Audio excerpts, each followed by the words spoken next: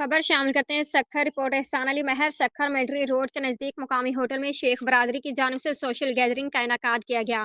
जिसमें शहर और आसपास के इलाकों से आए हुए मुअज्जिजीन, सियासतमादी शख्सियात, वकला और सिविल सोसाइटी के नुमाइंदों ने भरपूर अंदाज में नुमाया तौर पर शिरकत की। नौजवान जवाद अहमद शेख के मुसरत भरे खुशी के लम्हात के मौका पर समाजी रहनुमा गुलजार अहमद शेख, निसार अहमद, मुश्ताक अहमद, मुमताज़ अहमद, मोहम्मद अली, इसरार अहमद शेख व दिगर ने कहा